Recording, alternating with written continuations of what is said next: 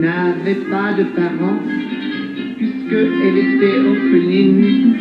Comme elle n'avait pas d'argent, ce n'était pas une richissime. Elle eut cependant des parents, mais ils ne l'avaient pas reconnue. Si bien que la pauvre enfant, on la surnomma l'inconnue. Elle vendait des cartes postales, puis aussi des crayons, car sa destinée fatale, c'était de vendre des crayons. Elle disait aux gens de la rue, voulez-vous des crayons? Mais reconnaissant l'inconnu, il disait toujours non, c'est ce qui est triste. C'est triste quand même de ne pas reconnaître son enfant. Faut pas être physionomiste. Il me semble que si j'avais un enfant, moi je le reconnaîtrais. À condition qu'il me ressemble, naturellement. C'était une Ménilmontant qu'elle étalait son petit panier pour attirer les clients. Elle remuait un peu son panier. Mais un jour, un vagabond qui passait auprès de son panier lui a pris tous ses crayons. Alors elle s'est mise à crier, voulez-vous des cartes postales? Je n'ai plus de crayons. Mais les gens, chose banale, ne voulaient plus que des crayons.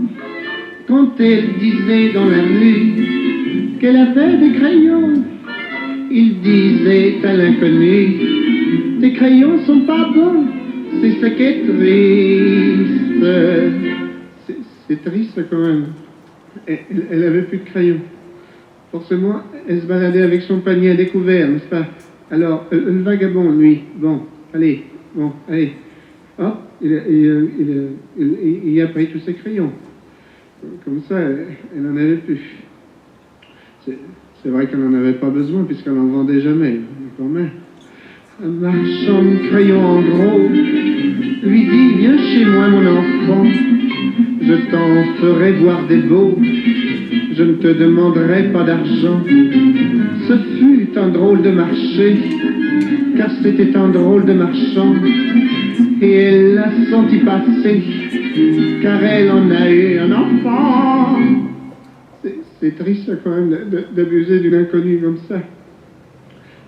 C'est vrai qu'elle était faible aussi, c'est pas parce qu'il disait qu'il avait qu'il était marchand de crayons en gros enfin elle avait un enfant, voilà. Elle avait bonne mine. Si seulement elle avait une mine de crayon.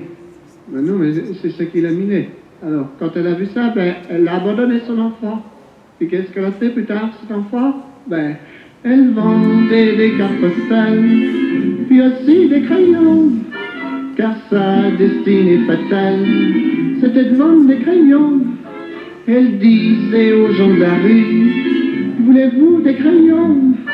Mais reconnaissant l'inconnu, il disait toujours non, c'est ce qui est triste.